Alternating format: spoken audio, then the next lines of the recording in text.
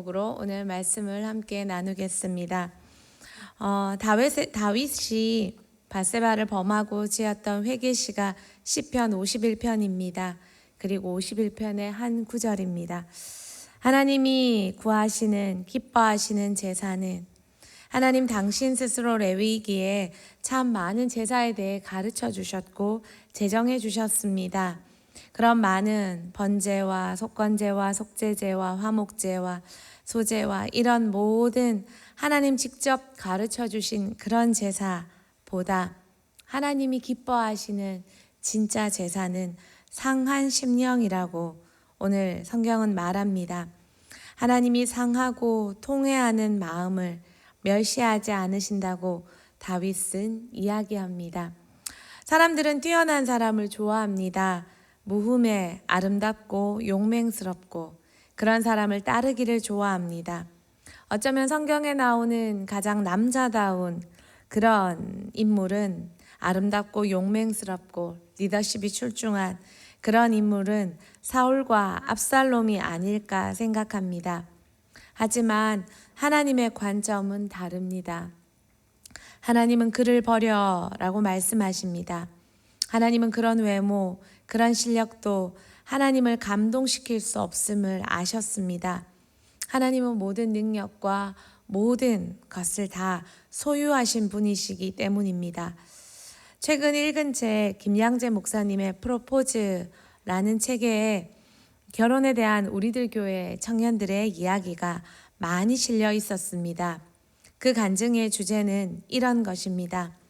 뛰어난 배우자감은 무엇이든 잘하고 무엇이든 갖추어진 사람이 아니라 자기가 죄인인 것을 알고 그것을 고백하며 하나님의 은혜를 구하며 살 줄 아는 사람이라는 것입니다. 그런 배우자를 찾기 위해 세상의 조건은 아무것도 아니라는 것입니다.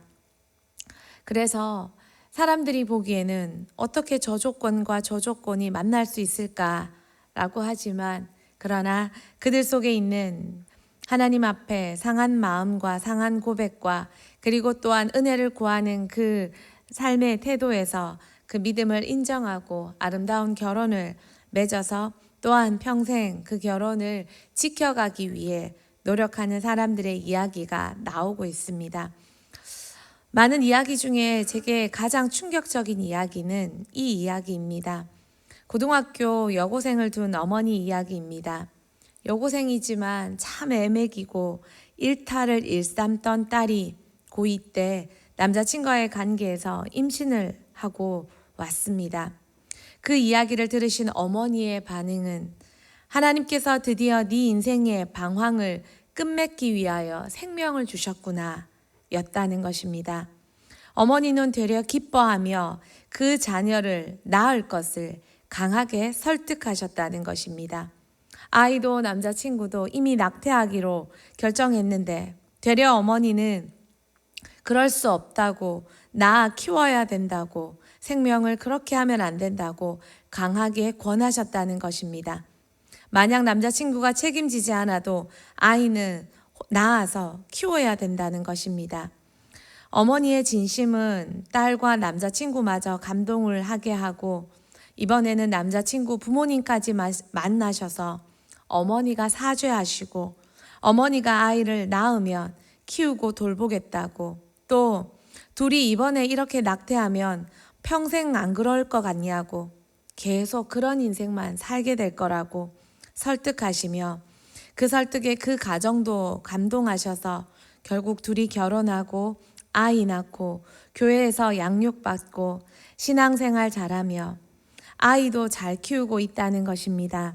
어머님의 믿음대로 정말 자녀의 방황이 끝나고 한평생 한 생명 책임지는 새로운 예수 믿는 인생이 되고 예수 믿는 가정이 되게 하셨다는 것입니다.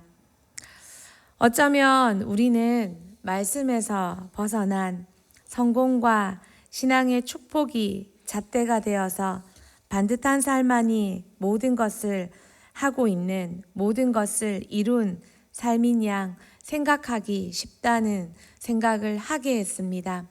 우리들 교회는 그런 이야기로 넘쳐납니다.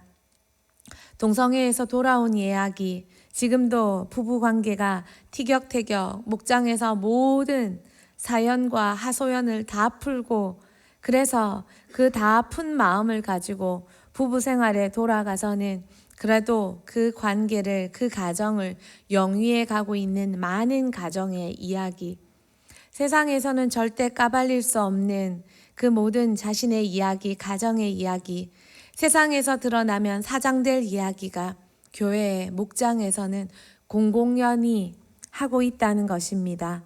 또 그렇게 하기 때문에 삶을 살아낼 수 있다는 것입니다. 저도 우리들 교회 목욕탕 큐티 세미나를 가서 목장 탐방 갔을 때 적잖은 충격을 받았습니다. 특히 목자의 가정에서 큐티 모임을 할 때 목녀의 기도 제목이 저를 많이 놀랍게 했습니다. 영국 유학 가 있는 딸이 언제부터 언제까지 남자친구와 단둘이 여행을 가겠다고 하고 있다는 것입니다. 그러지 않도록 기도 부탁을 하고 계셨습니다.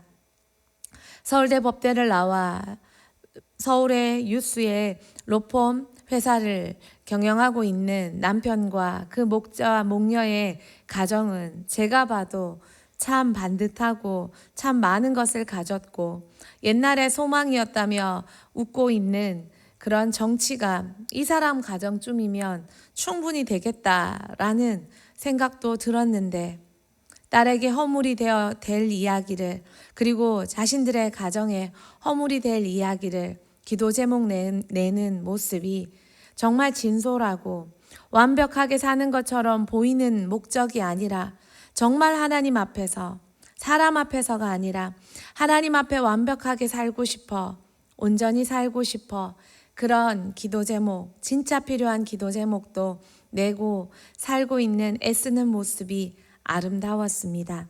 우리에게 신앙의 거칠애는 없습니까? 우리는 살아있는 경건을 가지고 있습니까? 진짜 내 모습을 안다면 사람들은 나한테 어떻게 반응할까요? 근데 진짜 내 모습을 아시는 하나님 앞에서 나는 어떤 반응을 하고 있을까요? 나는 사람을 두려워하면서 하나님은 아랑곳하지 않는 가짜 경건과 가짜 신앙으로 지금 살고 있는 것은 아닐까요? 하나님은 말씀하십니다. 하나님이 지금도 찾고 계시는 제사가 상한 마음이라는 것을 말입니다. 그 상한 마음을 하나님께서는 절대 멸시하지 않겠다는 것을 다윗은 알았기에 자신의 가장 상한 마음, 가장 부끄러운 모습을 하나님께 가져오고 있다는 것입니다. 그리고 그분 발 아래 두었다는 것입니다. 다윗이 자기 죄로 상한 마음을 하나님 앞에 기도했을 때 다윗은 하나님 앞에서 되려 여디디아라며 솔로몬을 받아갔습니다. 저는 이 이름이 참 좋습니다. 여디디아는 하나님의 사랑하심을 입은 자라는 뜻입니다. 다윗은 하나님이 참 사랑하는 사람이었습니다. 그러나 회개한 다윗은 하나님이 이전보다 더 사랑하심을 입은 솔로몬을 주셨다는 의미로 여디디아라는 이름을 솔로몬에게 그리고 다윗에게 주신 것입니다. 다윗의 죄는 참 추악하고 나빴습니다. 간음하고 결혼한 여자를 범한 것도 악하고 나쁜데 권력을 이용해 죄도 없는 충성스러운 남편을 비열하게 죽였습니다. 그리고 그것도 모자라서 마치 자신이 관용을 베푼다는 듯이 미망인을 데려와 자신의 아내를 삼아줌으로 선왕 행세를 했습니다. 추악하고 가증스러운 모든 죄를 다 저지른 것이 다윗의 모습이었습니다. 사람들은 몰랐지만 하나님은 아셨습니다. 그리고 시골 출신의 나단 선지자를 통해 이 죄를 지적했습니다. 참 부끄러운 순간입니다. 죄는 부끄러운 것입니다. 그전에는 안 부끄러웠을까요? 모를 때는 부끄럽지 않습니다. 죄에 쌓여 있을 때는 부끄러움도 모르니 그 죄를 짓고 있는 것입니다. 또 죄는 눈과 귀를 가리는 법입니다. 그러나 하나님이 허락하신 때가 이르러 그 죄가 드러났을 때 죄는 정말로 수치감과 징벌에 대한 두려움을 우리에게 줍니다. 그래서 사람들은 죄 짓고 되려 큰 소리 칩니다. 죄의 대가를 감당한 자신이 없고 부끄럽고 또 무섭기 때문입니다. 근데 다윗은 죄 앞에 참 정직했습니다. 수치감을 받아들였습니다. 더 이상 사람들이 알까봐 두려워하지 않았습니다. 많은 왕궁에 있는 자신의 부하들 앞에서, 사람들 앞에서 자신의 죄 지은 모습을 드러냈습니다. 하나님의 심판을 인정했습니다. 그럼에도 불구하고 하나님 앞에 매달려 아이를 살려달라 했습니다. 그의 징계받는 모습은 너무나 겸손했고 오히려 징계하시는 하나님으로 하여금 다시금 다윗에게 하나님의 사랑을 되돌리게 만든 것이 벌받고 있는 다윗, 징계 앞에 다윗의 모습이었습니다. 참 더러운 죄가 겸손한 모습에서 다시 하나님의 사랑을 그에게로 불러왔던 것입니다. 그래서 하나님이 다시 주신 아들, 새로운 생명에 하나님 친히 여디디아라는 이름을 주셨습니다. 그리고 약속하신 왕위도 이어주셨습니다. 열왕기상 1장 28절에서 30절까지 우리 같이 한번 보도록 하겠습니다.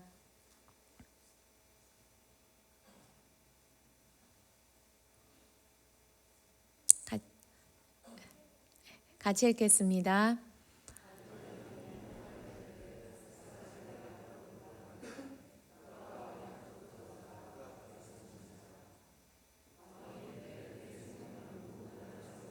여호와께서 살아계심을 두고 맹세하노라.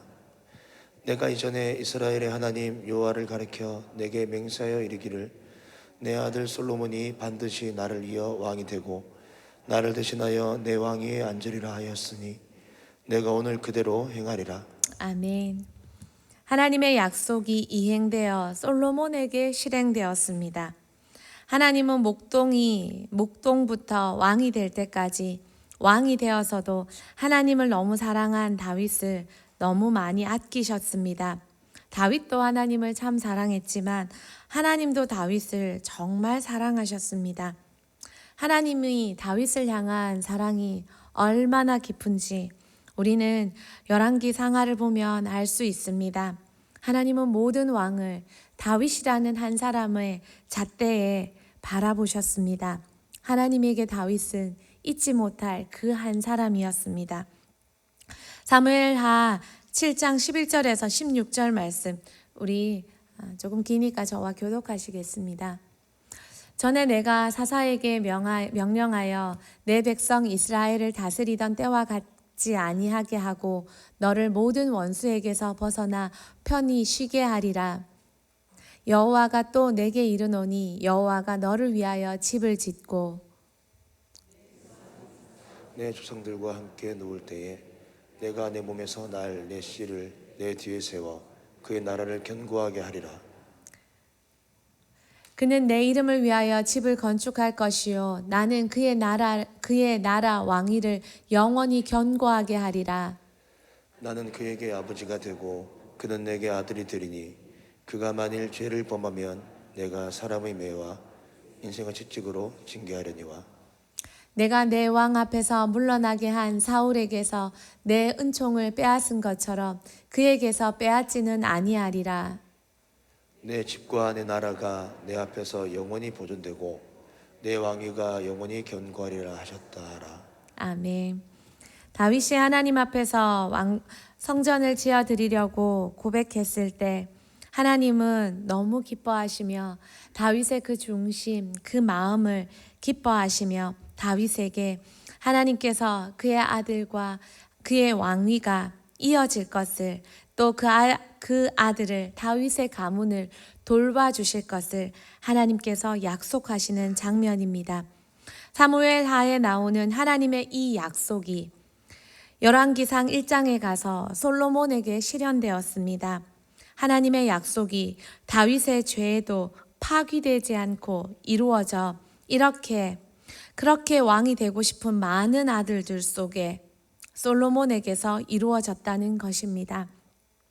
솔로몬, 여디디아는 하나님과 다윗의 사랑이 다시 회복된 열매였습니다.